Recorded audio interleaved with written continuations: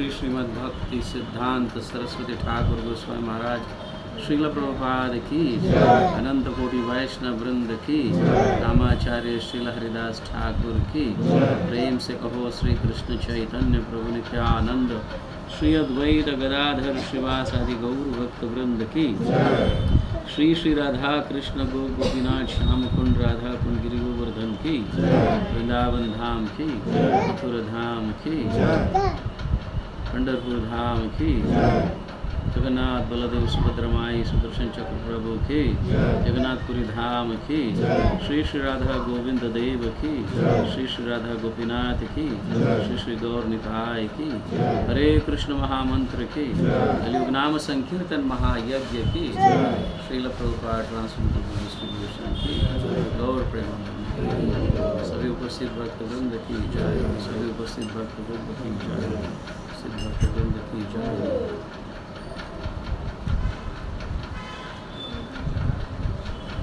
ओम नमो भगवते वासुदेवाय, ओम नमो भगवते वासुदेवाय, ओम नमो भगवते वासुदेवाय, ओम नमो भगवते वासुदेवाय, ओम नमो भगवते वासुदेवाय, ओम नमो भगवते वासुदेवाय। श्रीमद् भागवतम स्कंद 5वां शुरू कर सकते हैं? आवाज़ आ हाँ बंद कर दो, ऐसे भी ठंडी है। श्रीमद् भागवतम स्कंद 5वां अध्याय 10वां। तो आज हम कोशिश करेंगे कि पूरा 10वां अध्याय के विषय में चर्चा करें। तो श्लोक इस प्रकार है।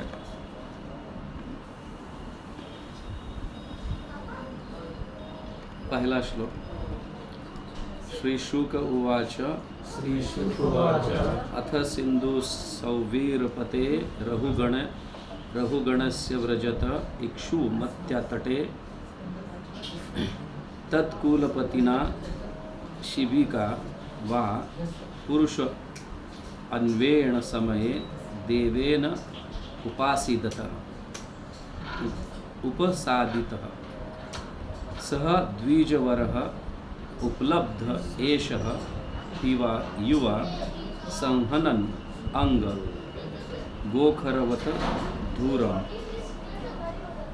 वोढुम् अलम् इति पूर्वविष्टि गृहीतै सह गृहीत प्रसभम अतत्परहम उवाह शिबिकाम सह महाअनुभावा। श्लोक बहुत बड़ा है। श्लोक नंबर पहला, अध्याय 10वां, श्लोक नंबर पहला। ठीक है, तो इसका प्रत्येक शब्द का अर्थ ऐसा है। श्री शुक उवाच, सुखदेव गोस्वामी बोले, अतः इस प्रकार सिंधु सौवीरपते, सिंधु तथा सौवीर राज्य के शासक के रहुगणस्य, रहुगण नामक राजा के व्रजतः कपिल के आश्रम जाते हुए इक्षुमत्या तटे, मत्यः तटे, इक्षुमती के तट पर तत्कुल पतिना पालकी ढोने वाले के सरदार द्वारा शिबिका वाह, पालकी वाहक बनने के लिए पुरुष अन्वेषण समये आदमी की खोज करते हुए दैवेन भाग्य से उपसादितः पास गए हुए सह वह द्विजवरः ब्राह्मण पुत्र जड़ भरत उपलब्ध प्राप्त एषः यह पुरुष युवा अत्यधिक बलिष्ठ युवा तरुण संहनन अंग सुघटित अंगों वाला गोखरवत बैल या गधे के समान धूरम भार बोझा वोडुम ले जाने के लिए अलम समर्थ इति, इस प्रकार सोचते हुए पूर्व विष्टि गृहीतय बलपूर्वक काम कराए जाने वाले बेगारी में पकड़े गए। सह साथ गृहीतः पकड़ा जाकर प्रसभम बलपूर्वक अथ तत्अर्हम पालकी ढोने के अयोग्य होते हुए भी वह ढोता था। शिविकाम पालकी सह वह महाअनुभावा महापुरुष। बेटा अंदर थोड़ा आवाज़ नहीं करना।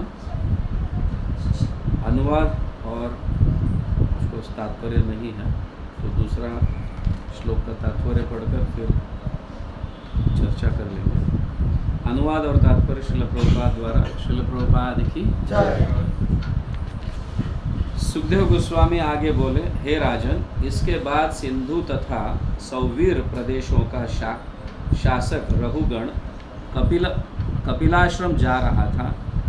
जब राजा के मुख्य कहार मतलब पालकी वाहक इक्षुमती के तट पर पहुँचे तो उन्हें एक और कहार की आवश्यकता हुई। अतः वे किसी ऐसे व्यक्ति की खोज करने लगे और दैववश उन्हें जड़ भरत मिल गया। उन्होंने सोचा कि यह तरुण और बलिष्ठ है और इसके अंग प्रत्यंग सुदृढ़ है। यह बैलों तथा गधों के तुल्य बोझा ढोने के लिए अत्यंत उपयुक्त है। ऐसा सोचते हुए यद्यपि महात्मा जड़ भरत ऐसे कार्य के लिए सर्वथा अनुपयुक्त थे, तो भी कहारों ने बिना झिझक के पालकी ढोने के लिए उन्हें बाध्य कर दिया। आगे का अनुवाद। किंतु अपने अहिंसक भाव के कारण जड़ भरत पालकी को ठीक से नहीं ले जा रहे थे। जैसे कि वे आगे बढ़ते हर 3 फुट वाले वे यह देखने के लिए रुक जाते थे कि कोई चींटी पर पाँव तो नहीं पड़ रहा है। फलतः वे अन्य कहरों से तालमेल नहीं बैठ पा रहे थे। इसके कारण पालकी हिल रही थी। अतः राजा रघुगण ने तुरंत कहारों से पूछा, तुम लोग इस पालकी को ऊंची नीची करके क्यों लिए जा रहे हो? अच्छा हो यदि उसे ठीक से ले चलो।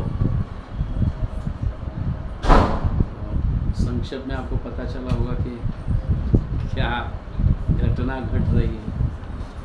आने जाने के लिए थोड़ा रास्ता छोड़ दो।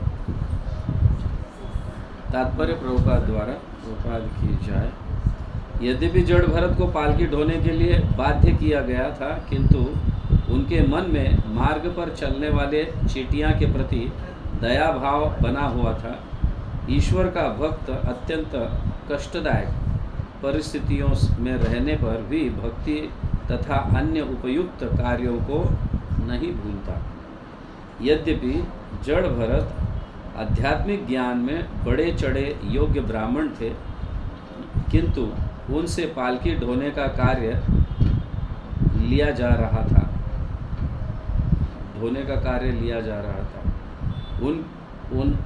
उन्हें इसकी परवाह नहीं की। फिर भी मार्ग पर चलते हुए उन्हें अपना यह कर्तव्य नहीं भूला था कि एक भी चींटी नहीं मरनी चाहिए। वैष्णव न तो ईर्ष्या करता है, न ही वृक्ष उग्र या वृथा उग्र बनता है।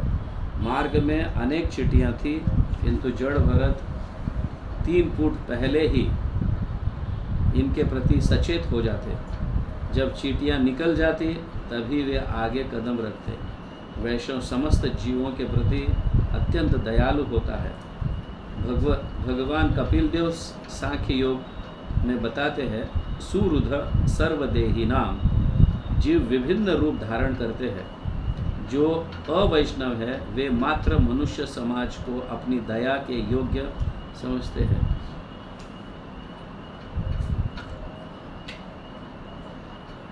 अच्छा, जो अवैष्णव है वे मात्र मनुष्य समाज को अपनी दया के योग्य समझते हैं, किंतु श्री कृष्ण अपने को समस्त प्राणियों का पिता कहते हैं। फलतः वैष्णव किसी भी प्राणी को असमय या वृथा ही विनष्ट नहीं होने देता।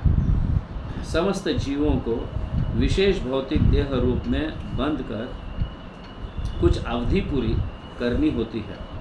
उन्हें स्वयं ही अन्य देह धारण करने के पूर्व इस शरीर के लिए निर्दिष्ट अवधि को पूरा करना होता है। इस प्रकार किसी पशु या अन्य जीवों का वध उसे उस देह अवधि को पूरा करने में बाधक बनाता है। अतः किसी को भी अपनी इंद्र तृप्ति के हेतु प्राणियों का वध नहीं करना चाहिए, क्योंकि इसमें वह पाप कर्म में फंस जाता है। ज्ञानतिमिरान्धस्य ज्ञानाञ्जनशलाकया चक्षुरुन्मीलितं येन तस्मै श्रीगुरुवे नमः। नमः ओं विष्णुपादाय कृष्णपृष्ठाय भूतले श्रीमते भक्तिवेदांत स्वामिनिति नामिने। नमस्ते सरस्वती देवे गौरवाणी प्रचारिणे निर्विशेष शून्यवादी पाश्चात्य देशतारिणे। जय श्री कृष्ण चैतन्य प्रभु नित्यानंद श्री अद्वैत गदाधर श्रीवासादि गौर भक्तवृंद।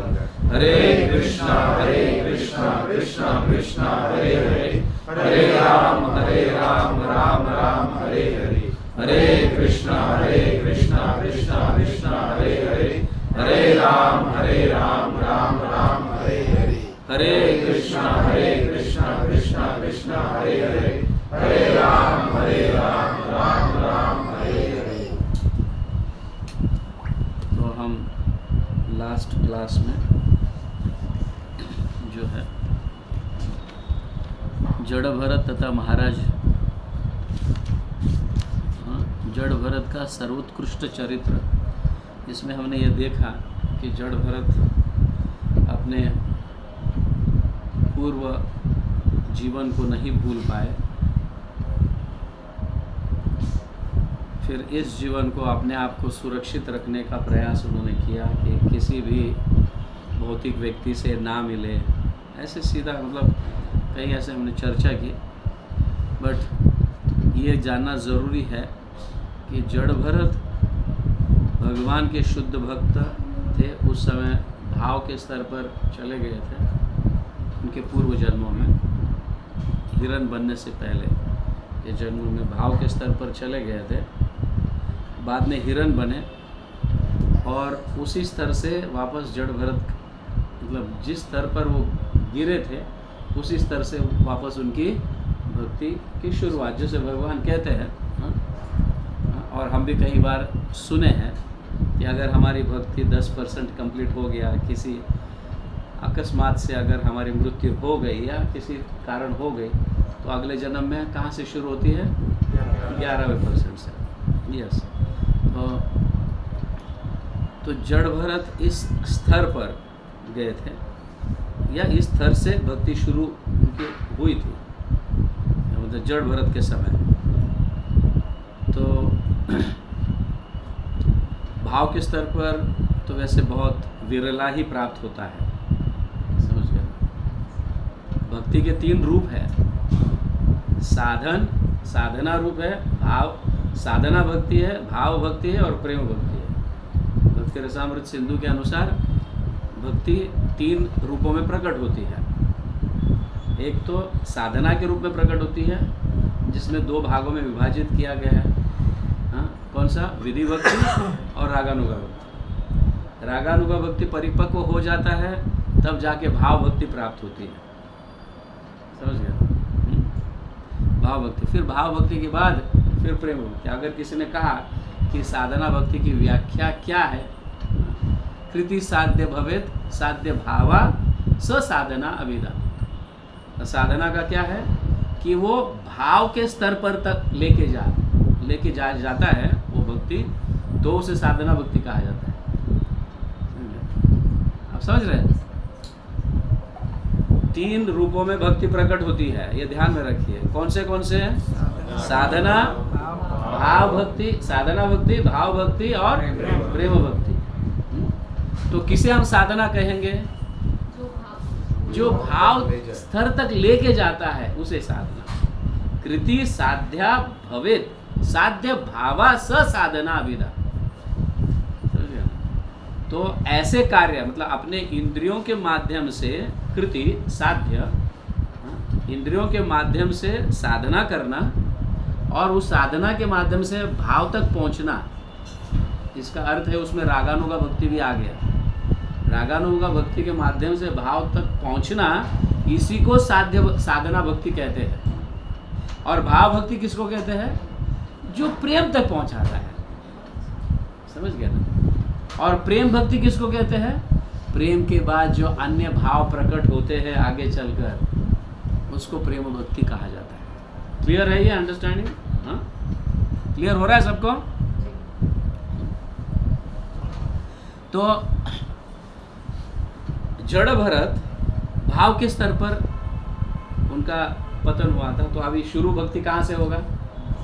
भाव से ही आगे बढ़ेगा। तो ऐसे व्यक्ति के दर्शन मात्र से, समझ गया, दर्शन मात्र से कुछ लोगों को अगले जन्म में मुक्ति प्राप्त होती है, कुछ लोगों को भक्ति प्राप्त होती है। समझ गया? ऐसे दर्शन मात्र से। तो जैसे कि उनके भाइयों को जो है उनके रूप का दर्शन मिला, उनका भाग्य खुल गया। जो जड़ भरत के भाई थे, लेकिन जो डकैत थे उनको अगले जन्म में मुक्ति मार्ग खुला हो गया। बट जिनसे रघुगण दर्शन किया उनको ज्ञान और परम भक्ति प्राप्त हुआ। तो जो भाव के स्तर पर रहता है, इसके दर्शन मात्र से जो व्यक्ति तामसिक भाव में रहता है उसका भी उद्धार हो जाता है, जो व्यक्ति राजसिक भाव में रहता है उसका भी उद्धार हो जाता है, और जो सात्विक स्तर पर रहता है वो भक्ति मार्ग में अग्रगण्य चलने लगता है। तो ऐसे ही तो रघुगण को अभी जो है पिछले अध्याय में हमने देखा कि उनके भाइयों को उनके दर्शन हुए, समझ गया ना, दर्शन हुए तो उनका उद्धार होना शुरू हो गया। यहाँ तक कि डकैत लोग जो उनको मारने के लिए काली के पास लेके आए थे, तो ऐसे डकैत को काली का भी दर्शन हुआ और भक्त का भी दर्शन हुआ। इसके माध्यम से उन्हें पता चला कि गलत कार्य करेंगे तो हमारा कुछ नुकसान होने वाला है, तो इसका भी उन्हें दर्शन हुआ। तो आगे वो मुक्ति के मार्ग पर चले गए अगले जन्म में, ऐसा कहा गया, हमारे आचार्य बताते हैं ऐसा। और अब रघुगण भी जो है, उन रघुगण को भी काफ़ी मतलब वैसे भक्तों का संग नहीं, लेकिन योगी जनों का संग मिला, और किसी कुछ थोड़े मात्रा में उन्हें साधना के विषय में या फिलॉसफी के विषय में जानकारी हुई थी। अभी हुआ क्या कि रघुगण जो है वो जा रहे थे कपिल मुनि आश्रम, कपिल के दर्शन करने के लिए जा रहे थे। तो वो पालकी में बैठ के जा रहे थे, और पालकी में कुछ लोग पकड़ कर उन्हें लेके जा रहे थे। पालकी में बैठे हुए थे रघुगण राजा, और कुछ लोग पालकी को पकड़ने वाले रहते। 4-5 हट्टे कट्टे होना चाहिए, क्योंकि काफ़ी लंबा प्रवास है। फिर भी क्योंकि व्यक्ति जो है ज़्यादा लंबा समय तक नहीं खींच सकता है, इसलिए कुछ और लोगों की ज़रूरत पड़ी, कुछ और लोग हैं। तो उनके जो सेवक थे जो पकड़ कर लेके जा रहे थे, तो फिर उनमें से और भी कुछ सेवक थे। देखो ऐसा होता है, जब पालकी लेके जाते हैं तो कुछ एक्स्ट्रा बैकअप के लिए भी रखते हैं। एक व्यक्ति थक गया तो अभी तुम पकड़ो भाई, अभी तुम पकड़ो भाई। हो सकता है कि कुछ लोगों की कमी रही, तो फिर कुछ लोग ढूंढने लगे, तो उसने में जड़ भरत उनको दिखे।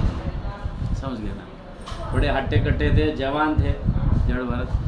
हाँ, और इन लोगों को ऐसा लग रहा था कि हाँ ये व्यक्ति तो थोड़ा गधे जैसा है, तो करेगा, लो पकड़ लो उसको। समझ गया ना? तो पकड़ लिए उसको। तो जड़ भरत तो बड़े भाव के स्तर पर है। अभी जो व्यक्ति भाव के स्तर पर जाता है उसकी मनोदशा देखो कैसा होता है, समझ गए। उसका मनोदशा किसी भी प्रकार से वो शरीर के स्तर पर नहीं रहता, किसी भी प्रकार से शरीर के स्तर पर नहीं रहता। जो भाव भक्ति कर रहा है उसको रागानुगा भक्ति में ही सिखाया जाता है कि ये स्तर पर जाने के लिए तुम्हें ये करना पड़ेगा, शरीर के स्तर से ऊपर उठना पड़ेगा। तो कभी कभी हम बहुत भाव विभोर हो जाते हैं और कुछ समय के बाद पता चलता है कि शरीर के स्तर पर ही है, समझ गया। ये कुछ हुआ तो दिक्कत हो जाती है, वो कुछ हुआ तो दिक्कत हो जाती है, वो कुछ हुआ, होता है कि नहीं हम सबसे। तो भाव भक्ति कौन, मतलब भाव के स्तर पर कौन व्यक्ति है, ये अगर समझना है तो इस अध्याय से समझा जा सकता है कि उसको शरीर से कुछ लेना देना नहीं। कोई भी पकड़ लेता है, कुछ काम बोलता है वो कर लेगा, लेकिन अंदर वो अपने भक्ति को कभी भूलेगा नहीं। बाहर से दिखेगा लोगों को, जैसे दिख रहा है वो ये गधे जैसा हट्टा कट्टा है, हाँ उठा लेगा, बहुत बड़ा एकदम बलवान है और यंग भी है तो लेके जाएगा, चलो उसको पकड़ लो। और जड़ भरत आ गए और पकड़ने लगे, पकड़ते जाए। ऐसे उन्होंने कहा अरे मैं भक्त हूँ भाई, भाव के स्तर पर हूँ मैं, तू मेरे को क्या है कैसा ऐसा नहीं, उन्होंने कुछ ऐसा प्रतिसाद नहीं किया, सीधा पकड़ लिया तो वो चले गए, समझ गया, चले गए। और देखो कि डकैत भी पकड़ लेके गए तो वो चले गए और मारने लगे तो ठीक है तैयार है समझ में आना, तैयार है मारने का प्रयास है। तो ऐसे भाव भक्ति के स्तर पर रहते तो दैवी शक्तियाँ बचाते हैं वो, समझ गए ना, बचाते हैं। अगर सपोज नहीं भी बचाते हैं या तो फिर कुछ सिखाने के लिए ऐसा कार्य होते रहता है।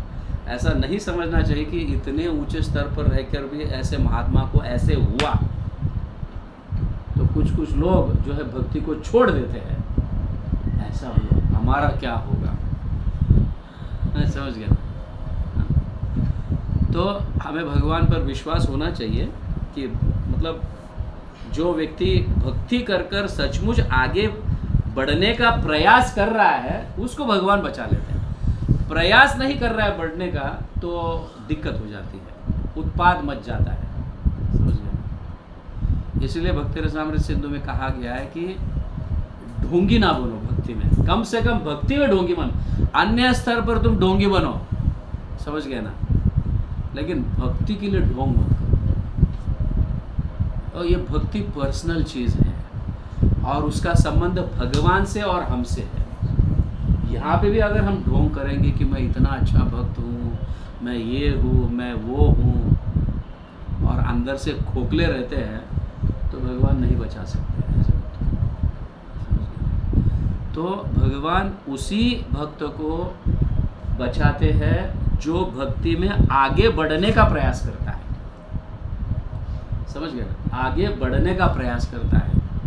ऐसे व्यक्ति को, ऐसे भक्त को भगवान स्थिरता देते हैं, बीच बीच में कुछ ऐसी सुविधा करके ताकि वो स्थिर रहे। ढोंगी व्यक्ति को नहीं हो सकता। और भाव के स्तर पर जाने के बाद तो निश्चित रूप से ये कर्तव्य बनता है भगवान का कि उनके लिए कुछ करे, क्योंकि भाव का स्तर प्राप्त होना बहुत कठिन है। हम रागानुगा भाव प्राप्त करने के लिए भी बहुत प्रयास कर रहे हैं, है कि नहीं। वैदिक भक्ति में ही लगे हुए हैं, वैदिक भक्ति में ही लगे हुए हैं। चैतन्य महाप्रभु कहते हैं सकल जगत मोर करी विधि भक्ति, विधि भक्त्या ब्रज भाव पायते नहीं शक्ति। ब्रज के भाव को प्राप्त करने के लिए विधि भक्ति से परे जाना पड़ेगा, समझ गया। विधि भक्ति से परे जाना मतलब हमारे नियमों को जो है, जो भी सुबह उठना, जप करना, ये नियम जो है इसको त्याग नहीं सकते, बट स्पॉन्टेनियस होना चाहिए, समझ गया ना। तो इसका एक अच्छा एग्जाम्पल अगर देना है तो सपोज महेश को एक आदत है, चलो या एक आदत है कि सुबह 4 बजे उठूंगा, स्नान करूंगा, मंगलारती के बाद मैं पूरा 16 माला जप कर कर ही उठूंगा। ऐसा अगर इन्हें आदत है, एक नियम बनाया उन्होंने अपने जीवन में, क्योंकि विधि भक्ति ये चाहती है, नियमों का उल्लंघन नहीं कर सकती, विधि भक्ति ये चाहती है। नियम बनाया, हरे कृष्ण कृष्ण कृष्ण हरे हरे, हरे राम राम राम हरे। समझ में आ रहा है? नियम बनाया। अब मैं 16 माला जप किए बगैर उठूंगा नहीं, ऐसा नियम बनाया उन्होंने। अभी बीच में सपोज अभी उसी समय इसके बच्चे को कुछ हो गया और हॉस्पिटल ले जाना है, नहीं मैं 16 माला तक नहीं उठूंगा, हरे कृष्ण चलेगा?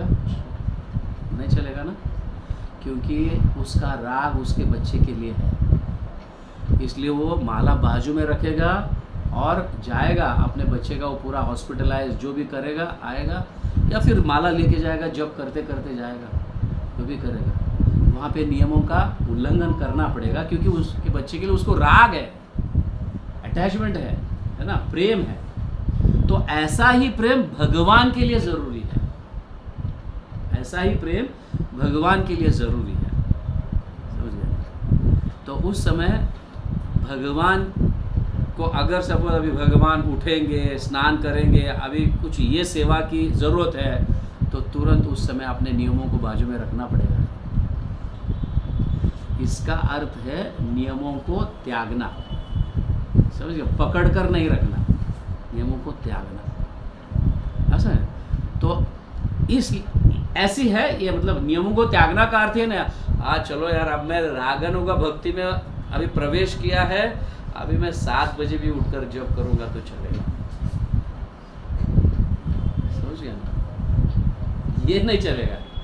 नियम क्या स्पॉन्टेनियस होते हैं, स्पॉन्टेनियस मतलब भाव से उत्पन्न हो जाता है। वो भगवान तो अभी उठने वाले हैं, मेरे को उठना पड़ेगा, उसकी सेवा शुरू हो जाती है।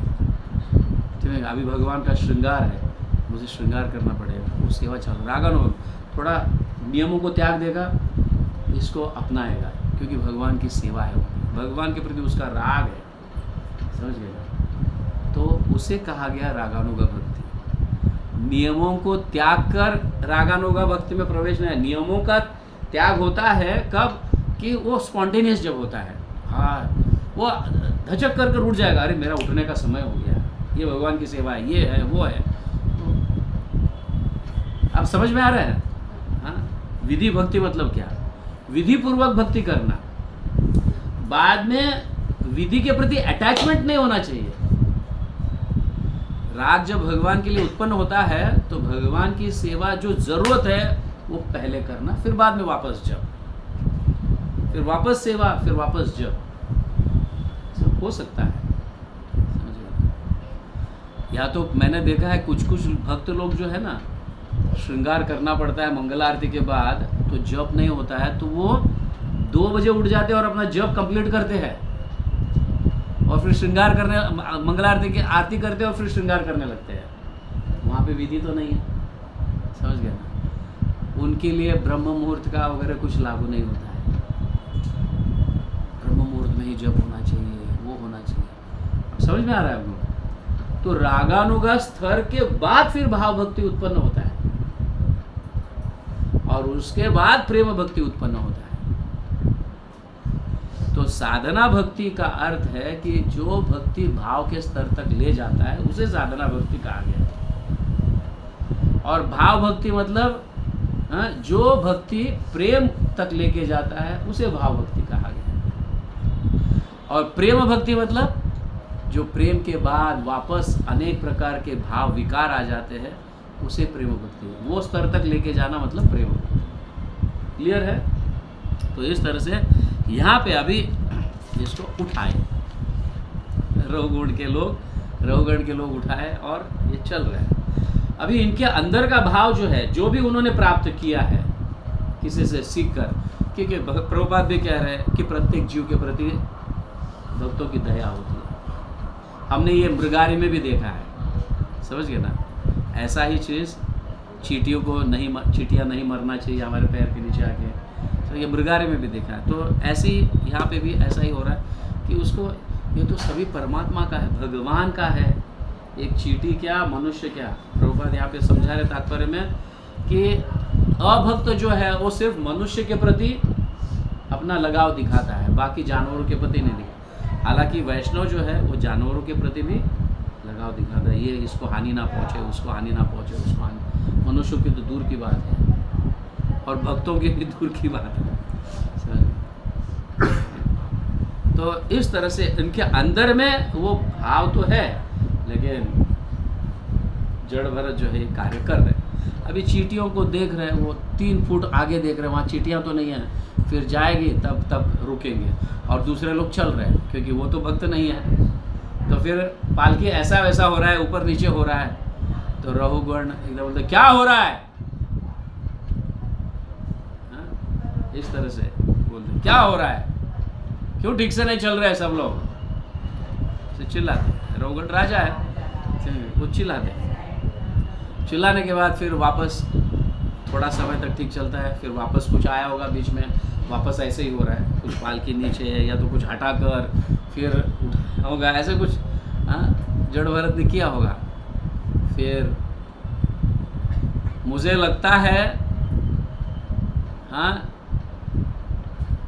मेरे ये सारे सेवक जो है बूढ़े हो गए, हाँ, और पतले दुबले हैं, हट्टे कट्टे नहीं हैं। इस तरह से टॉन्टिंग, समझ गया ना, जोर से बोल रहे हैं, हाँ हट्टे कट्टे नहीं है मेरे सेवक, हाँ खाए नहीं है ये सेवक, हाँ, बूढ़े हो गए हैं ये सेवक। इस तरह से थोड़ा चिल्ला भी रहे हैं, बाद में उतर जाते हैं कुछ समय के बाद। मतलब कहीं ऐसा डांट है तो हम पढ़ लेते हैं उसको, कैसे डांटते हैं और फिर उसका प्रतिसाद जड़ भरत कैसे देते हैं। 25 अनुवाद है, इसको कोशिश करेंगे हम पढ़कर, फिर बाद में उसमें से हम जो भी सीख लेना है उसको सीख लेंगे। जब कौरवों ने महाराज रहुगण की धमकी सुनी तो वे उसके दंड से अत्यंत भयभीत हो गए थे और बोल रहे, महाराज हमारे लिए नहीं है, ये जो नया व्यक्ति आया ना, ये उसके लिए ऐसा हो रहा है, हम तो ठीक ही चल रहे हैं, ये नया व्यक्ति जो आया है उसके लिए ये ऐसा हो रहा है, आपको ऐसा प्रॉब्लम हो रहा है। हे स्वामी कृपया ध्यान दें कि हम अपना कार्य करने में तनिक भी असावधान नहीं है। हम इस पालकी को आपकी इच्छानुसार निष्ठा से ले जा रहे हैं, किंतु यह व्यक्ति जिसे हाल ही में काम में लगाया गया है तेजी से नहीं चल पा रहा है, अतः हम उसके साथ पालकी ले जाने में असमर्थ है। इस तरह से कहा जाए। फिर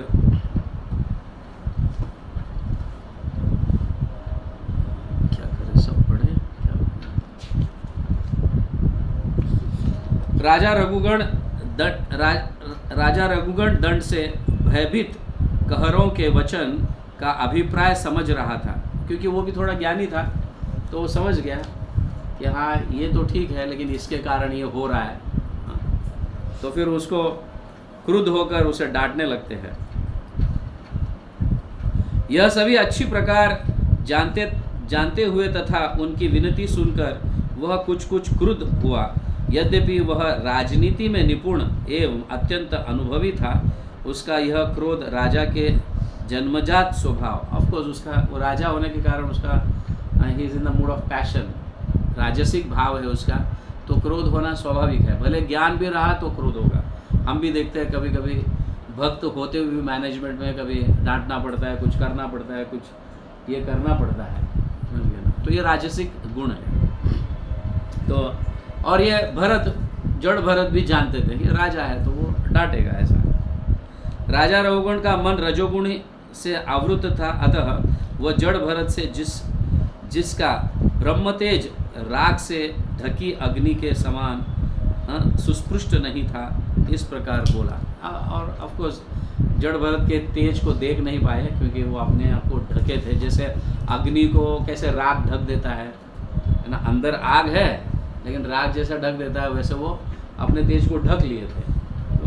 जो भाव भक्ति में स्तर होता है या भाव भक्ति के स्तर पर पहुंचता है, वो अपने आप को ढकने का प्रयास करता है। समझ गए कि कोई किसी से मतलब ज़्यादा वाद विवाद नहीं करना, ये नहीं करना, और सारे चीज़ों को अपनाता भी है, क्योंकि वो जानता है ये भौतिक जगत का स्वभाव ही ऐसा है, समझ गया ना। इसलिए उसको कुछ फ़र्क नहीं पड़ता है। तो वो दिखने में कभी पागल के जैसा दिखता है, कभी गधे के जैसा दिखता है, कभी आलसी व्यक्ति के जैसा दिखता है, ऐसा दिखता है। जो समझ सकते हैं वही समझ सकते हैं, या उनके बाद चर्चा जब होती है उनके बातों से पता चलता है कि ये व्यक्ति अंदर कितना गहरा मतलब पहुंचा हुआ है। बात नहीं करते तब तक पहचान नहीं पाते किसी को, हम बोलते हैं पागल है व्यक्ति। जब बैठकर उसके साथ चर्चा करेंगे तो पता चलता है कि वो सही में पागल है, क्या बहुत ज्ञानी है, या कौन से स्तर पर है। सत्य है कि नहीं, है ना। जब तक बात नहीं करेंगे व्यक्ति से तब तक हमें पता नहीं चलता है। कुछ लोग तो दिखने में एकदम मस्त पॉलिश्ड रहते हैं, लेकिन अंदर से एकदम खोखले रहते हैं। उनको तो ना भाषा आती है, किसके साथ कैसा व्यवहार करना है ये भी नहीं आता है, ऐसे है। और कुछ लोग तो हमने देखे, बहुत अमीर व्यक्ति भी एकदम सिंपल रहते हैं, जब वह कुर्ता पहनते हैं और चलते रहते हैं, ऐसे ही बातें करते रहते हैं। अनुभव हुआ है कि नहीं? ऐसे हम सभी को अनुभव है। तो ऐसे जड़ भरत का भी स्वभाव ऐसे ही था। वो बोल रहा है राजा है, उसका स्वभाव है राजसिक है, वो तो बोलेगा ही। तो इस तरह से चिल्लाते रहते हैं। रावण ने जड़ भरत से कहा, मेरे भाई यह कितना कष्टप्रद है। इज टॉन्टिंग समझ गया ना। ये ऐसा नहीं कि बहुत अच्छी तरह से बात कर रहे हैं उनसे, मेरे भाई नहीं, ऐसे नहीं। कितना कष्टप्रद है, तुम निश्चित ही अत्यंत थके लगे रहे हो, क्योंकि तुम बहुत समय से और लंबी दूरी से किसी की सहायता के बिना अकेले ही पाल के टॉन्टिंग कर रहे हैं उसको। अभी तो लगे हुए हैं, उनको बोल रहे हैं लंबे समय से जुड़े हुए हैं, थके हुए होंगे, जैसा अकेले ही पाल के तुम खींच रहे हो। इस तरह की बात चल रही है। इस प्रकार राजा ने जड़ भरत को ताना मारा, किंतु इतने पर भी जड़ भरत को शरीर की शुद्धि नहीं थी। उसे ज्ञान था कि यह शरीर नहीं है, क्योंकि वह स्वरूप सिद्धि हो चुका था। वह न तो मोटा था न पतला था, न उनके शरीर के विषय में चर्चा चल रही है, समझ गया। वो जानते थे कि यह भले मेरे को मोटा बोले, पतला बोले, मतलब पागल बोले, या कुछ भी बोले, या आलसी बोले, कुछ भी बोले, सहना है, वो सह रहे सब। ये बहुत सारे डांट उन्होंने सह ली है। तत्पश्चात जब राजा ने देखा कि उसकी पालकी अभी भी इतना कहने का और डांटने के बावजूद भी, या टॉन्टिंग करने के बावजूद भी पालकी इसी तरह से चल रहा था, समझ। अरे दुष्ट, अभी डांटना शुरू किया। पहले टॉन्टिंग मारा, समझ में नहीं आया उसको शायद, तो अभी डांटना पड़ेगा। कभी कभी हम बच्चे को समझाने का प्रयास करते हैं, बहुत बढ़िया किया तुमने, बड़ी उसको लगता है कि मेरी तारीफ कर रहा है। किया तो गंदा, लेकिन उसको लगता है तारीफ किया तो फिर और भी गंदा करने लगेगा। उसको लगता है कि मेरी तारीफ की है तो और भी गंदा करने लगेगा, तो फिर बाद में डांट पड़नी पड़ेगी। उसको समझना चाहिए कि मेरे को टॉन्टिंग हो रहा है, बच्चे को समझना चाहिए कि मेरे को टॉन्टिंग किया जा रहा है, हाँ, तो नहीं कुछ तो प्रॉब्लम है, इसलिए मुझे अच्छी तरह से करना चाहिए। तो उसको लगता है कि हाँ मेरी तारीफ चल रही है। जैसे हमने कभी कभी कथा में सुनते हैं कि गधे के ऊपर जो है बहुत बड़ा बोझ लेके खड़ा है वहाँ पे, और कुछ लोग आकर प्रणाम करते हैं। वो गधे के पीछे तो वहाँ पे मूर्ति होती है, लेकिन गधे को लगता है मुझे प्रणाम कर रहे हैं। ऐसे छोटे बच्चों को कभी कभी लगने लगता है, तारीफ करते हैं तो। या फिर छोटे बच्चों को टॉन्टिंग मारना भी अच्छा नहीं है, क्योंकि वो उसका गलत अर्थ निकलता है। तो जब समझदार होगा तब टॉन्टिंग करेंगे तो समझ पाएंगे, बराबर है ना?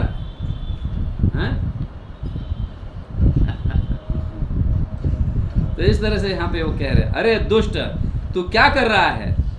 क्या तू जीवित है या मर गया? क्या तू नहीं जानता कि मैं तेरा स्वामी हूँ, तू मेरा सेवक है? इस तरह से ये कह रहे, मैं तेरा सही उपचार किए देता हूँ, जिससे तू होश में आ जाए और ठीक से काम करेगा। इस तरह से काफ़ी उनको डांटा उन्होंने, आगे भी डांट ही रहे हैं।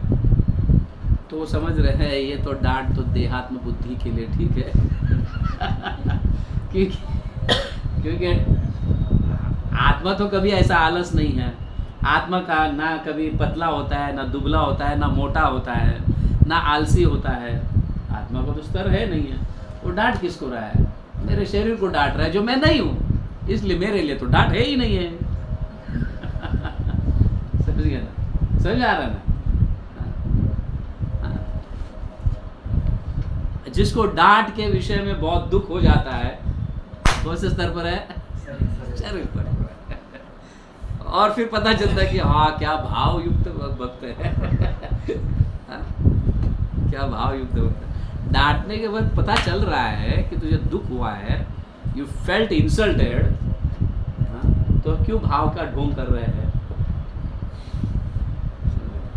इसलिए भक्ति रसामृत सिंधु में बहुत क्लियर किया है, भक्ति के अंतर्गत में तो कभी ढोंग ना करो। समझ गए?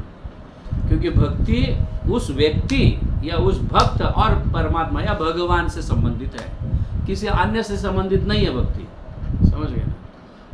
भक्ति हम किस लिए कर रहे हैं? मेरा संबंध भगवान से जुड़ जाए, इसीलिए भक्ति कर। और वहां पे भी अगर चीटिंग करेंगे तो फिर कैसे भगवान का प्रेम प्राप्त होगा, कैसे भाव प्राप्त होगा? पॉसिबल नहीं है ये हमें समझना चाहिए। अभी जड़ भरत कह रहे, हे राजन तथा वीर, आपने जो कुछ व्यंग में कहा, उनको समझ में आया मुझे टॉन्टिंग मारे हुए, समझ गया? तो वो सब सिद्धांत समझा रहे, वह सचमुच ठीक है, बराबर है आपकी बात। आपने टॉन्टिंग किया क्योंकि आत्मा तो ना जड़ है, ना पतला है, ना दुबला है, ना थकता है, ना कभी करता है। यह मात्र उल्हानपूर्ण शब्द नहीं है, क्योंकि शरीर तो वाहक धोने वाला है। शरीर द्वारा ढोए जाने वाला भार मेरा नहीं है, क्योंकि मैं तो आत्मा हूँ। अभी यहाँ पे आत्मा की बात वो शुरू करते हैं थोड़ा, जब डांटने के बाद और जब नीचे उतरते हैं और डांटने लगते हैं, तब वो अभी तो कुछ सिखाना पड़ेगा। समझ गए? ऑफ कोर्स डांट के विषय में उनको बुरा नहीं लगा है, ये समझना है। सबसे पहले ये समझना है कि उस व्यक्ति को डांट के विषय में बुरा नहीं है, नेवर ही फेल्ट इंसल्टेड। बट जब वो कुछ सिखा रहा है उसको, तो समझ लेना कि उसका दया भाव है। तो उनको क्या पड़ी है सिखाने की? प्रभुपाद को पड़ी थी सिखाने की किसी को अमेरिका में जाके, तो क्यों है? दया भाव, गुरु का आदेश। नहीं तो क्यों पढ़ा था? वो भक्ति कर सकते थे अपने वृंदावन में जाके। समझ रहे? तो ऐसे स्तर के व्यक्ति को जब वो बोलता है या समझाता है, तो समझ लेना चाहिए कि उसको इंसल्ट फील नहीं हुआ है, क्योंकि उसका स्तर अलग है, बट वो मुझे कुछ सिखाना चाहिए। ये ज्ञान रहुगण को था। जब वो आत्मा के बारे में या इस विषय के बारे में कह रहे हैं, तो रहुगण समझ गए ये कोई साधारण व्यक्ति नहीं है।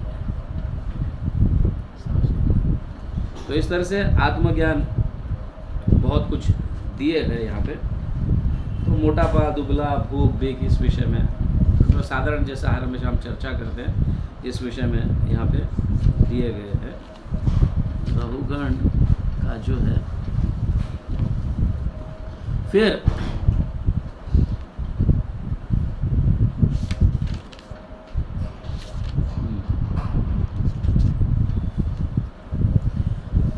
अब यहाँ पे जब ये समझाने के बाद रहुगण को पता चला कि मैंने बहुत बड़ा अपराध किया है, समझ गए ना? नीचे झुक गए, उनको प्रणाम किए और वो कहने लगे, क्या कहते हैं? राजा रहुगण बोले, हे ब्राह्मण, आप इस जगत में अत्यंत प्रच्छन्न भाव से तथा अज्ञान रूप से विचरण करते प्रतीत हो रहे हो। अपने आप को ढक कर अज्ञान के समय विचरण कर रहे हो, आप यहाँ वहाँ जा रहे हो, ऐसा प्रतीत हो रहा है। आप कौन है? अभी देखो, बोलने के बाद ही पता चला, समझ गया? रहुगण को बोलने के बाद ही पता चला ये व्यक्ति ना गधा है ना पागल है। पहले तो ऐसा ही लग रहा था, समझ गया ना? उठाओ उसको, एकदम गधे के जैसा काम करने जैसा है, अगर खट्टा खट्टा है और थोड़ा गंदा भी है, मतलब भिखारी होगा, मांग कर खाने वाला होगा, है ना, ऐसा। आप कौन है? क्या आप विद्वान ब्राह्मण तथा साधु पुरुष है? आपने जनेऊ धारण कर रखा है? तब तक तो शायद देखे नहीं होंगे उनको, उनके गले में जनेऊ है, और ना ही उनके सेवक मूर्खों को पता होगा कि जनेऊ धारण किया है तो थोड़ा रिस्पेक्ट देना चाहिए, ऐसा पता भी नहीं होगा। अभी इनको डर लगने लगा है। कैसा डर? आपने जनेऊ धारण कर रखा है, कहीं आप दत्तात्रेय आदि अवधूत में से कोई विद्वान तो नहीं? समझ गए? क्योंकि अवधूत लोग ही ऐसे करते हैं। अवधूत मतलब दुनिया की पड़ी नहीं है, समझ गए ना? हाँ, वो कभी कभी हम ऐसे महान भक्तों को देखते हैं तो भगवान को बैठे बैठे पुकार रहा है, ये कर रहा है, वो कर रहा है, दिखने में लोगों को पागल जैसे दिखते हैं, बट अवधूत का अर्थ है भले दुनिया मुझे कुछ भी समझे, समझ गए ना? और ना ही आप अवधूत बनने का प्रयास करें, समझ गए ना? लोग पत्थर लेकर मारना शुरू करेंगे और भगवान बचाने भी नहीं आएंगे, क्योंकि हम ढोंग कर रहे हैं। देखा वो मुरली प्रभु ने अवधूत की व्याख्या ऐसी की थी, तो हमें भी समझ रहे, अवधूत का स्तर अलग है, और इस दुनिया में अवधूत अभी मिलना बहुत कठिन है। हाँ, 500 साल पहले नित्यानंद प्रभु थे अवधूत, समझे ना? हाँ, और शिव जी भी अवधूत है। जब वो नाचते कीर्तन करते उनको भान ही नहीं रहता कि मेरे कपड़े निकल गए हैं, कुछ नहीं, ऐसे लोगों को अवधूत कहा जाता है। उनको दुनिया की पड़ी नहीं है। लोग कुछ भी कहे, हम अपने जगह स्थिर होकर भगवान का भक्ति जारी रखें। तो यहाँ पे क्या मैं पूछ सकता हूँ कि आप किसके शिष्य हैं? आप कहाँ रहते हैं? आप इस स्थान पर क्यों आए हैं? कहीं आप हमारे कल्याण के लिए तो यहाँ नहीं आए? कृपया बताएं कि आप कौन हैं। इस तरह से महानुभाव, न तो मुझे अभी देखो यहाँ क्या कह रहे हैं, एक ब्राह्मण के चरणों में अपराध करने से कितना भयानक स्थिति को भोगना पड़ता है। वैष्णव की तो दूर की बात, एक साधारण ब्राह्मण के चरणों में अपराध करने से कितना भयानक स्थिति भोगना पड़ता है। ये राहुगण यहाँ पे बता रहे हैं कि मुझे इंद्र के वज्र से भी डर नहीं है, समझ गए ना?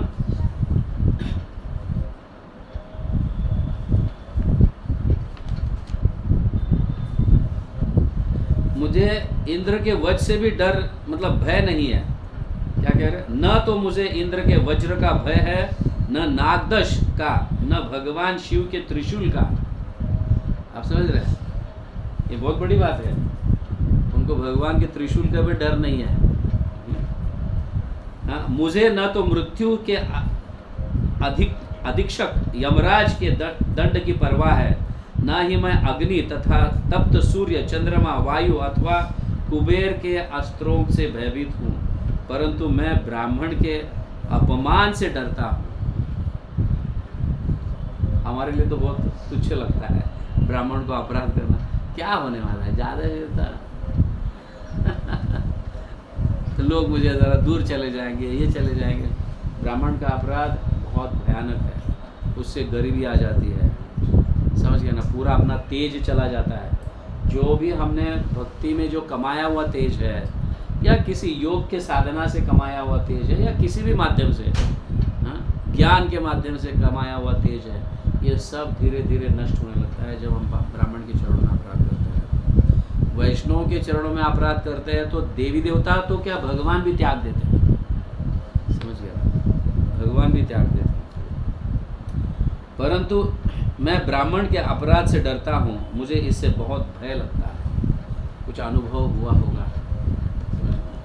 तो यहाँ क्या है, महाशय ऐसे प्रतीत होता है कि आप महत आध्यात्मिक ज्ञान प्रच्छन्न है, आप समस्त भौतिक संसर्ग से रहित है और परमात्मा के विचार में पूर्णतया तल्लीन है, इसलिए आपका आध्यात्मिक ज्ञान अनंत है। कृपया बतलाने का कष्ट करें कि आप जड़वत सर्वत्र क्यों घूम रहे हो। हे साधु, आपने योग समस्त शब्द कहे हैं, योग सम्मत शब्द कहे हैं, किंतु हमारे लिए उनको समझ पाना संभव नहीं है। अतः कृपा करके विस्तार से कहे। हम समझना चाहते हैं आपसे, कृपा कर हमें थोड़ा ज्ञान दीजिए। ऐसी कुछ चर्चा हो रही है। मैं आपको योग शक्ति का प्रतिष्ठित स्वामी मानता हूँ। आप आत्मज्ञान से भली भांति परिचित है। आप साधुओं में परम पूज्य है और आप समस्त मानव समाज के कल्याण के लिए अवतरित हुए हैं।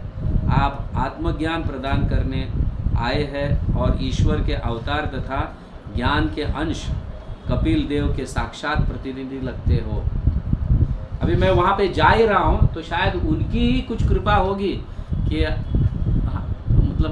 मतलब मुझे आप तक या आपको मुझ तक पहुँचाएगा। ऐसा उनका एक धारणा, ऐसा मतलब ही स्टार्टेड थिंकिंग, ऐसा सोचने लगे हो। क्योंकि मैं कपिल मुनि के आश्रम जा रहा हूँ उनसे मिलने के, मतलब ये उस समय की बात है, कपिल मुनि के समय की बात है ये।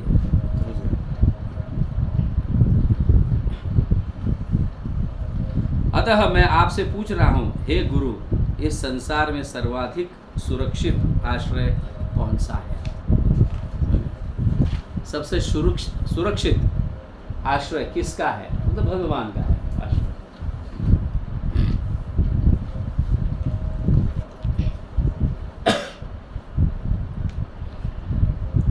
क्या यह सच नहीं है कि आप पूर्ण पुरुषोत्तम भगवान के अवतार कपिल देव के साक्षात प्रतिनिधि है?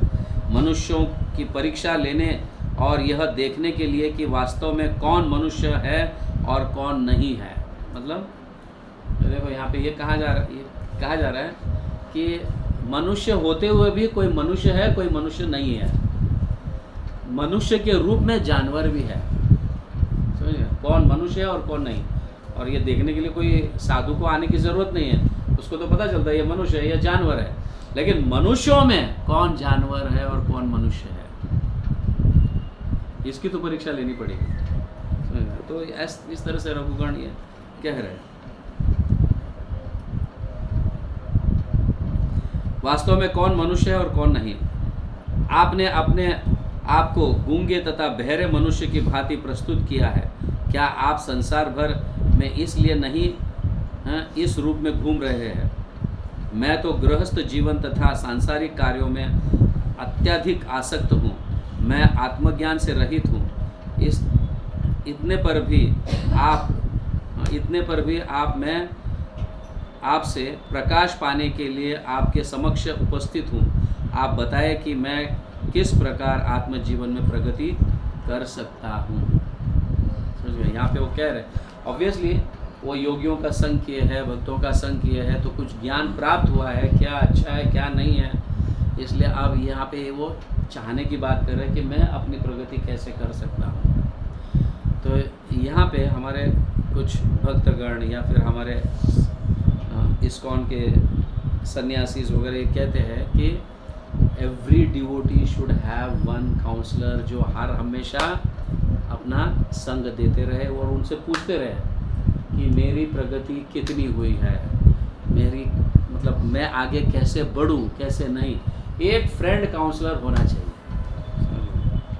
फ्रेंड काउंसलर मतलब या नहीं है तो अपने आप में चर्चा करते रहो, ताकि उससे पता चलता है कि हमारी स्तर मतलब कौन से लेवल पर हम हैं। तो जैसे हमारे षड गोस्वामी एकत्रित मिलकर चर्चा करते थे, रूप गोस्वामी, सनातन गोस्वामी, अन्य सारे ऐसे मिलकर चर्चा करते थे भक्ति के विषय में, और उसमें से वो निष्कर्ष निकाल सकते थे कि हम इस तरह से आगे बढ़ सकते हैं, इस तरह से आगे बढ़ सकते हैं, इस तरह से आगे बढ़। ऐसा नहीं कि कथा सुना, प्रसाद लिया और चला गया।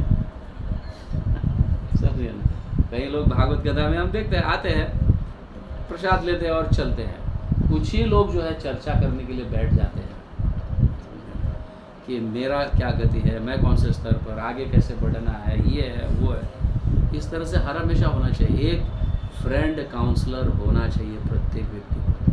नहीं तो हमारा जीवन चल ही रहा है ऐसा, 16 माला जप 4 नियमों का पालन और रोज का दिनचर्या चल रहा है, मंगल आरती ये आरती कर रहे। भक्ति में हम आगे बढ़ने के लिए भाव भी तो उत्पन्न होना जरूरी है, समझ गए ना। भाव तभी उत्पन्न होगा जब हम ग्रंथों को पढ़ेंगे, नहीं तो भाव उत्पन्न कैसे होगा। भाव उत्पन्न नहीं होता है जब तक हमें वो ज्ञान है कि इस तरह से आगे बढ़ना होता है, तब जाके भाव प्राप्त होता है, समझ गए। तो साधना बहुत अच्छी तरह से हमारी होनी चाहिए, हाँ, जिससे आगे चलकर भाव, वैदिक भक्ति, रागानुभक्ति, हाँ, इसको साधना कहा गया है, फिर बाद में भाव भक्ति और फिर प्रेम भक्ति। इसलिए यहाँ तक कि धाम जाने के बाद भी संग करना पड़ता है भक्तों का। ऐसा नहीं कि मुझे अभी प्रेम प्राप्त हुआ है, प्रेम भक्ति में मैं तल्लीन हूँ और अभी आगे मुझे किसी का संग की जरूरत नहीं है, नो, समझ गए। ऐसे स्तर पर भी संग की जरूरत है, संग करना पड़ता है, नहीं तो कौन तुम्हें सेवा देगा, कौन तुम्हें ये कराएगा, कौन तुम्हें एंगेज रखेगा। मनमानी सेवा चल रही है मनमानी सेवा, नहीं चलता ऐसा भक्ति में। आगे बढ़ने के लिए भक्ति विनोद ठाकुर तो ऐसा कहते हैं कि भक्ति विनोद ठाकुर या कौन, भक्ति सिद्धांत साहब तब पढ़ा, हमारे परंपरा में कोई आचार्य ऐसे कहते हैं कि ऐसे मैं मतलब क्लास में सुना था कि किसी को मतलब एक भक्त को किसी ने प्रश्न पूछा है, मतलब जो क्लासेस में मिलकर क्लास दे रहे थे उनको प्रश्न पूछा गया कि सेवा में सबसे उत्कृष्ट सेवा कौन सी है, समझ गए ना। झाड़ू मारने से लेकर प्रचार करना तक इन सेवाओं में श्रेष्ठ सेवा कौन सी है, कौन सी है प्रभु, कौन सी सेवा? यस, मैंने एक बार बताया था, इमरजेंसी सेवा जो है वो सबसे उत्कृष्ट सेवा है। भगवान के मतलब आँखों में या किसी भी भक्तों के आँखों में झाड़ू मारना कोई तुच्छ सेवा नहीं है, या प्रचार करना कुछ उच्च सेवा नहीं है। सभी सेवा भगवान के लिए सेम है, लेकिन उत्कृष्ट सेवा जो है वो क्या है, इमरजेंसी। इस समय क्या जरूरत है, झाड़ू मारना है तो यस वो सबसे उत्कृष्ट सेवा है। तो प्रचार करने के लिए जाना है तो सबसे उत्कृष्ट सेवा है। तो आज्ञा के अनुसार सेवा, व्हाट इज इमरजेंसी वो जरूरी है। वो कौन बताएगा व्हाट इज इमरजेंसी, गुरु ही बताएगा। तो वो सेवा सबसे श्रेष्ठ है, ये बहुत इंपॉर्टेंट है समझ। तो इसलिए यहाँ पे कहा, मतलब वो कह रहे कि प्रगति मैं कैसे कर सकता हूँ, कृपा कर कर मुझे ये ज्ञान दीजिए।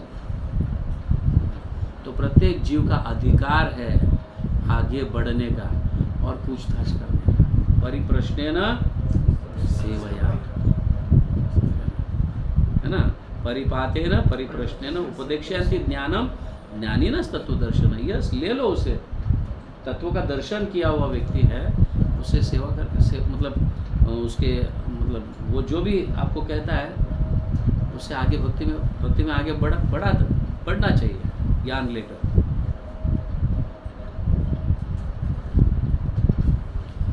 आपने कहा कि मैं श्रम करने में थकता नहीं हूँ, यद्यपि आत्म देह से पृथक है, किंतु शारीरिक श्रम करने से थकान लगती है।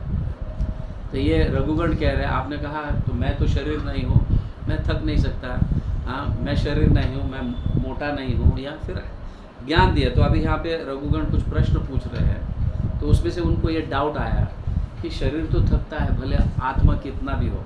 भक्ति में भी हम थक जाते हैं कि नहीं, हैं थकते हैं कि नहीं, भक्ति में भी बहुत मतलब सेवा किया, ये किया, वो किया, थक जाते हैं हम। ये एग्जैक्टली उसी तरह है जैसे तपेले में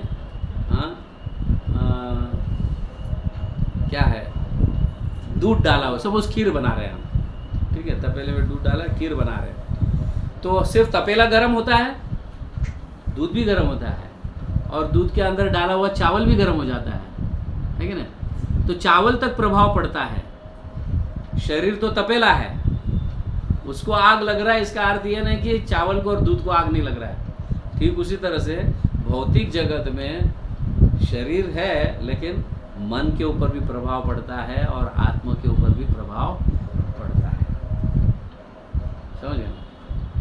बट वो सिर्फ भक्ति में होना चाहिए, तो वो प्रभाव जो है उससे संतुष्ट मिलता है और भौतिक चीज़ों से असंतुष्टता प्राप्त होता है, समझ गए। क्योंकि इतना थकने के बावजूद भी उस व्यक्ति को एक आनंद प्राप्त होता है, मैंने आज भगवान की सेवा की, थकान मेरे लिए क्या है, मैं तो भगवान के लिए सेवा की। तो ऐसा एक अनुभव आता है। तो भक्ति में मतलब अभक्तों के और भक्तों के थकान में अंतर है। ये फ्रस्ट्रेट हो जाता है और गुस्सा करने लगता है, और ये भी थकान तो होता है लेकिन उसको अंदर से एक आनंद में भगवान की सेवा की है। समझ में आ रहा है? थकान तो होता ही है, नो डाउट, बट उसे संतुष्ट होना चाहिए, आज मुझे भगवान का सेवा करने का अवसर प्राप्त हुआ है। ऑफकोर्स थका है तो आराम भी कर लेना चाहिए, क्योंकि हमें आगे वापस भगवान की सेवा करना है, क्योंकि हमारे पास यही तो एक इंद्रियां है जिससे हम भगवान की सेवा कर सकते हैं, है ना। अगर ऐसे ही सेवा कंटिन्यूस करते रहेंगे, अरे भागवत में तो कहा है कि भाव के स्तर पर थकान नहीं होता है, ये नहीं होता है, वो नहीं होता है उसे, और पता चला एक दिन ऐसा बेड रिडन हो गया कि फिर वो सेवा ही नहीं कर पा रहे, क्योंकि भाव के स्तर पर पहुंचने तक तो हमें इंद्रियों का उपयोग करना है, क्योंकि यही साधना भक्ति है, समझ गए ना। हम इंद्रियों को मतलब बिना केयर किए, सपोज कभी कभी बीमारी आ जाती है, हम केयर नहीं करते हैं कभी। प्रभुपाद ने कई बार, तो मैंने प्रभुपाद यहाँ तक पढ़ा है कि तुम्हारे साधना से अधिक श्रेष्ठ जो है वो क्या है, हाँ, शरीर, हेल्थ बहुत ज़रूरी है। उसको अच्छी तरह से आराम करो ताकि आप साधना अच्छी तरह से कर पाए, सेवा अच्छी तरह से कर पाए। शरीर को हम केयर नहीं करेंगे, हाँ साधना साधना साधना मतलब सॉरी सेवा और थक जाते नहीं करेंगे तो फिर क्या, एक दिन ऐसा आएगा कि हम ना साधना कर पाएंगे ना सेवा कर पाएंगे, फिर तब पछताते रहेंगे, अरे कैसे हुआ। तो उस समय पता चलेगा कि बहुत भाव बोल के नाच रहा था, अब मैं पछता रहा हूँ। तो ये सारे उत्पाद मचाने वाली चीज़ है। ढोंगी जो है उत्पाद मचा देगी भक्ति में आगे चलकर, इसलिए हम जिस स्तर पर है उसको प्रेम से स्वीकार कर लेना चाहिए, और हम थक जाते हैं तो थोड़ा बैठ लेना चाहिए, वापस कार्य करना चाहिए। सब थक कर ऐसा नहीं होना चाहिए। तो ऐसी भी सेवा नहीं करनी चाहिए कि हम पूरे दिन थकान नहीं, टेक रेस्ट बहुत ज़रूरी है। हम साधना के माध्यम से सिद्ध होने वाले भक्त हैं, हम नित्य सिद्ध नहीं है, साधक सिद्ध होने वाले हैं आगे चलकर। अगर साधना अच्छी नहीं करेंगे तो हमें सिद्धि भी प्राप्त नहीं होगी। तो ये बहुत ज़रूरी, प्रभुपाद ने हमें ये सिखाया है कि पहले अपने शरीर का ख्याल रखो और उसके अनुकूल ही हमें सेवा करना चाहिए। वापस शरीर थक जाता है तो आराम कर लेना चाहिए, फिर वापस सेवा, वापस आराम, इस तरह से हमें सेवा करें। क्योंकि ये ध्यान में रखिए, भगवान ने हमें अभी ये इंद्रियां दिए हैं भगवान की सेवा में लगे, तो उसको अच्छी तरह से ख्याल भी रखना चाहिए। और क्योंकि हम भगवान की सेवा कर रहे हैं, हम इंद्रिय तृप्ति नहीं कर रहे हैं ना, ताकि भाई चलो इंद्रियों पे कंट्रोल करे, ये करे वो करे।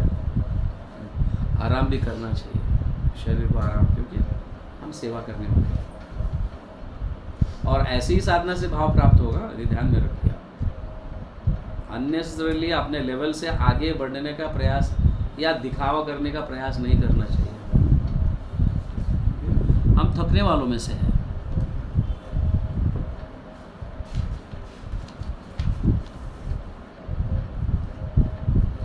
राजा रघुगण आगे बोले, बस दो ही श्लोक है, इतना पढ़ के 10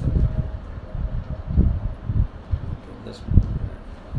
राजा रघुगण आगे बोले, महाशय आप आपने बताया कि शारीरिक स्थूलता तथा कृष्णता जैसे उपाधियां आत्मा के लक्षण नहीं है, यह सही नहीं है, क्योंकि सुख तथा दुख जैसे उपाधियों का अनुभव आत्मा को अवश्य होता है। आप दूध तथा चावल, अभी जो उदाहरण बोला ये यही है उदाहरण, समझ गए। दूध तथा चावल को एक पात्र में भरकर अग्नि के ऊपर रखे तो दूध तथा चावल क्रम से स्वतः तप्त होते हैं। इसी प्रकार शारीरिक सुख तथा दुख से हमारी इंद्रियां मन तथा आत्मा प्रभावित होता है। आत्मा को इस परिवेश से सर्वथा बाहर नहीं रखा जा सकता। ये कौन दे रहे? रघुगण समझ गए ना, बोल रहे कि ऑफकोर्स आपने तो कहा था ऐसा क्यों। ऑफकोर्स ये भाव के स्तर पर है, शरीर के स्तर पर नहीं है, वो तो उन्होंने कहा, बट यहाँ पे रघुगण अपना अनुभव बता रहे हैं।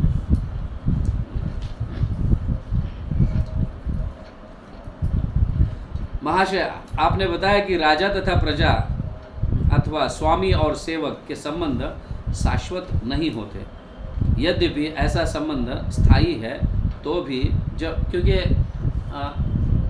इन्होंने ये बताया था, जड़ भरत ने ये बताया था कि आप सेवक और स्वामी कह रहे हो, अगले जन्म में हो सकता है कि तुम सेवक बनो और मैं स्वामी बनूं। समझे? कभी कभी हम कहते हैं कि हो सकता है अगले जन्म में हम पाकिस्तान में जन्मे और पाकिस्तान का जन्मे और भारतीय बने, फिर भी लड़ते रहेंगे हम। तो ऐसी बात है। तो आत्मा को कोई सिर नहीं, वो कोई भी शरीर कभी भी धारण अपने कर्मों के अनुसार धारण करता है शरीर। तो इसके जवाब में वो कुछ डाउट्स क्लियर करना चाहते हैं। यद्यपि ऐसा संबंध अस्थायी है तो भी जब कोई व्यक्ति राजा बनता है तो उसका कर्तव्य नागरिकों पर शासन करना और नियमों की अवज्ञा करने वालों को दंडित करना। ये तो स्वाभाविक है कि ना। नियमों का उल्लंघन करता है तो उसको दंड करना या नियमों पर चलाना, ये स्वाभाविक, और सही तो बोल रहे हैं वो, है ना। उनको दंडित करके वह नागरिकों को राज्य के नियमों का पालन करने की शिक्षा देते हैं। पुनः आपने कहा कि मुक्त तथा बधिर को दंड देना, चर्वित को चर्वण करना या पीसी लुब्धि को फिर से पीसना, या चावल को गेहूं को, पीसा हुआ गेहूं को वापस पीसना। ये बात सही है कि पागल व्यक्ति को अगर आप समझाने जाओगे तो लोग ही तुम्हें पागल बोलेंगे, पागल व्यक्ति को नहीं बोलेंगे पागल है क्या नहीं? तो पागल व्यक्ति को समझा नहीं सकते, कितना भी तुम समझाओ, फिर उल्टा क्या होता है कि हम ही पागल बन गए, क्योंकि हमें ही ज्ञान नहीं। इस व्यक्ति को नहीं समझाना चाहिए था, मैं बार बार समझा रहा हूँ, बार समझा रहा हूँ। तो ऐसे व्यक्ति को छोड़ देना चाहिए, नहीं तो लोग तुम्हें पागल बोलेंगे। बट ये जरूर कह रहे हैं कि मैं शासक हूँ, अगर कोई व्यक्ति गलत करता है तो दंडित करना स्वाभाविक है ना। करना चाहिए कि नहीं? दंड करना चाहिए, नहीं तो वो सुधरेगा ही नहीं, सुधरेगा ही नहीं। दो ही प्रकार हो सकते हैं, या तो जाने दे यार, मरने दे, खड्डे में जाने दे, आपने को क्या करना है, या तो भाव के स्तर पर, उसे किसी की पड़ी नहीं है, समझ गया, या तो फिर मरने दे, उसका है, अपना थोड़ी जीवन है। ये दो ही चीज हो सकती है। दयावश में आप उसको ज्ञान दे सकते हैं और पागल को ज्ञान नहीं दे सकते हो, है कि नहीं? तो इस तरह से यहाँ पे ये, किंतु ये यदि कोई परमेश्वर द्वारा आदिष्ट अपने कर्तव्यों का पालन में लगा रहता है तो उसके पाप कर्म निश्चित ही घट जाते हैं। अतः यदि किसी को बलपूर्वक उसके कर्तव्यों में लगा दिया जाए तो उसे लाभ पहुंचता है। जैसे उदाहरण के लिए, बच्चा स्कूल नहीं जाना चाहता है तो मार पीट कर तो बच्चे को हम भेजते हैं कि नहीं स्कूल, तो लाभ किसका है उसमें? माता पिता का नहीं है। प्रेम वश में वो चाहते हैं कि मेरा बच्चा आगे बढ़े, लेकिन बच्चा अगर मतलब बुद्धिहीन है तो फिर क्या किया जाए? तो समझाने के लिए हम समझा सकते हैं मारपीट कर, क्योंकि उसका लाभ है। और ये राजा यही कह रहा है कि अगर मैं उस व्यक्ति को दंड नहीं दूंगा जो गलत कार्य कर रहा है, दंड नहीं दूंगा तो वापस ऐसे गलत कार्य करने लगता है, फिर वो पाप का भागीदार बनेगा। दंड देने से क्या है, वो सुधर जाएगा, और दंड अगर मैं यहाँ पे दूं तो उसका वो पाप नष्ट भी होगा, ताकि उसको नरक ना जाना पड़े। समझ गया? पाप नष्ट भी होगा और वो व्यक्ति सुधरे। तो वो लाभ किसी तरह से किसका है? लाभ उसी व्यक्ति का है क्या ना? तो यहाँ पे इस तरह से कहा जा रहा है, बलपूर्वक उसको करते हुए में लगा दिया जाए तो उसका लाभ, क्योंकि इस प्रकार उसके समस्त पाप दूर हो जाएंगे। अगर दंडित नहीं होगा, सपोज दंडित नहीं होगा, तो उसको वो पाप भोगना पड़ेगा। अगर दंडित होगा तो उसे नरक नहीं जाना पड़ेगा। समझ गया? या मतलब अभक्त सपोज कुछ गलत है, या तो प्रायश्चित करेगा उसका, या तो फिर दंड भोगेगा, तो फिर उसको वो फल नहीं भोगना पड़ेगा। समझ गया? अभी वो दंड कितना है पता नहीं, कुछ लोग रिश्वत देकर दंड कम करवाते हैं, तो भोगना पड़ेगा। समझ गया ना? है ना? सपोज फिर मैंने बहुत एक मर्डर किया, फॉर एग्जांपल किसी ने मर्डर किया और गया जेल में, 4-5 मार खाए, ये खाए वो खाए, फिर बाद में रिश्वत के माध्यम से बाहर निकला, तो मर्डर का दंड तो भोगना पड़ेगा। पूरा दंड भोगो तो फिर नरक नहीं जाना पड़ेगा। अभी पूरा दंड कौन देगा? राजा के पास भी इतना ज्ञान नहीं है कि भाई इसका दंड कितना है, वो शास्त्रों में ही है। अगर राजा शास्त्र नहीं पढ़ा हुआ है, या जो भी एडमिनिस्ट्रेशन टीम जो है शास्त्र नहीं पढ़ा है, उसको दंड दिया जा रहा है, और भयानक पाप किया है, दंड दिया जा रहा है, फिर भी अगर दंड कम है तो उसको भोगना पड़ेगा। ये सारे, इसलिए राजा को या फिर जो भी मंत्री है उसको शास्त्रों का ज्ञान होना बहुत ज़रूरी है। अगर उसको पाप कर्मों से मतलब नरक से या किसी पाप से निकालना है बाहर, तो उसको उचित दंड देना चाहिए। ये भी बहुत ज़रूरी है। रिश्वत से बाहर निकलेगा तो फिर क्या, वो तो मजा करेगा, दंड भोगना पड़ेगा उसको, और राजा को भी भोगना पड़ेगा।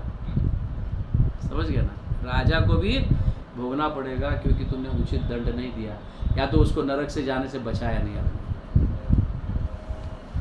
ये बहुत बड़ी रिस्पॉन्सिबिलिटी है। राजा कोई ऐसा साधारण व्यक्ति नहीं है।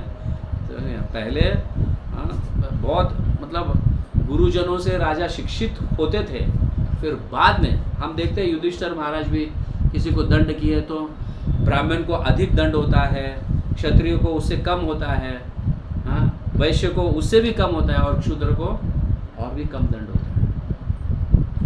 ये बहुत ज़रूरी है ना। तो ऐसा कार्य है जिसके कारण एक ही प्रकार का दंड दिया जा रहा है, फिर वो शूद्र है क्या, क्षत्रिय है क्या, ब्राह्मण है, पता ही नहीं चला। तो राजाओं को ये, और ऑफ कोर्स राजा तो मतलब अपने क्षत्रिय स्वभाव के कारण लड़ने निकलते रहते हैं, लेकिन ये एक्चुअली मंत्री का काम है।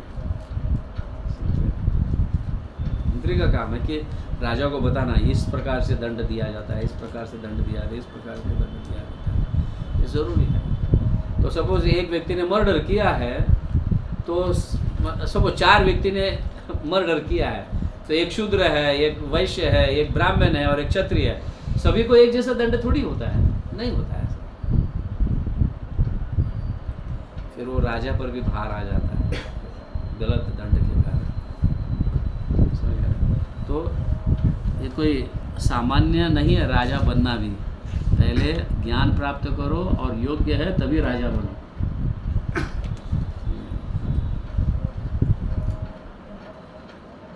आपने जो भी कहा है उसमें मुझे विरोधाभास लगता है। हे दीनबंधु, मैंने आपको अपमानित करके बहुत बड़ा अपराध किया है।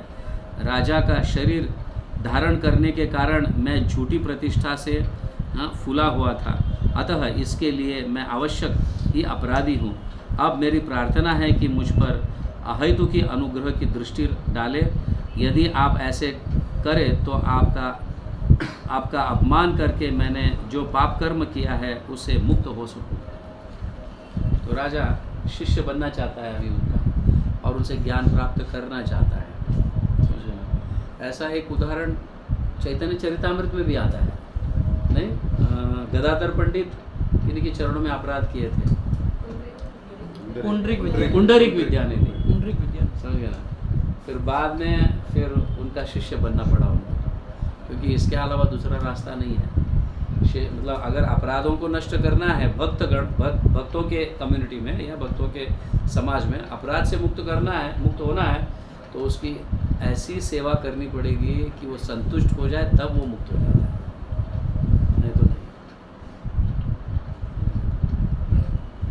तो एनी हो, ये गदाधर पंडित कुछ मतलब ऑफकोर्स वो श्रीमती राधा रानी है और पुंडरीक विद्यानिधि वृषभानु है, तो माता पिता का संबंध तो है ही वैसा, इसलिए वो शिष्य भी बनते। बट एक हमारे लिए सीख है ये कि गदाधर पंडित ने क्या अपनाया, मैं उनकी शरणागति जाऊंगा और उनको गुरु अपनाऊंगा, शिष्य बनकर उससे मुक्त होने का, मतलब इस तरह से हमें सीख प्राप्त होती है।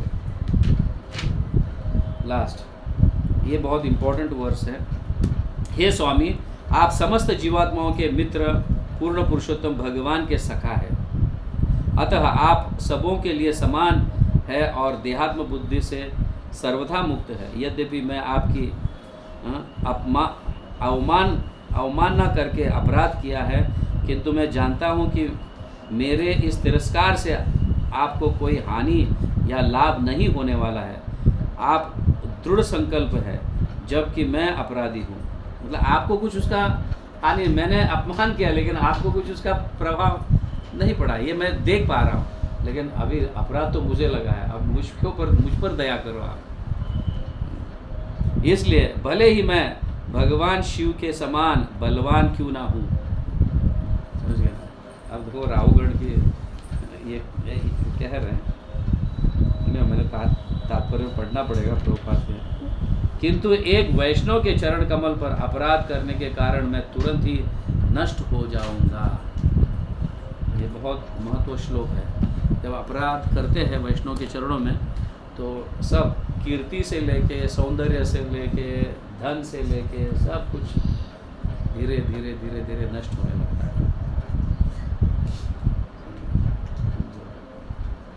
जगत गुरु श्रील प्रभुपाद की जय, ग्रंथराज श्रीमद् भागवतम की गौर प्रेमानंदे।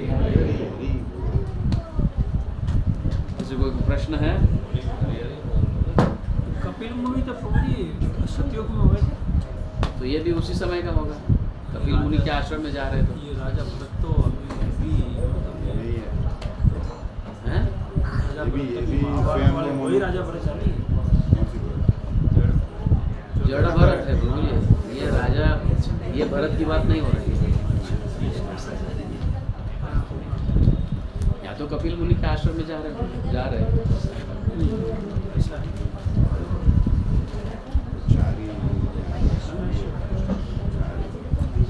कपिल मुनि तो कोई प्रश्न नहीं है?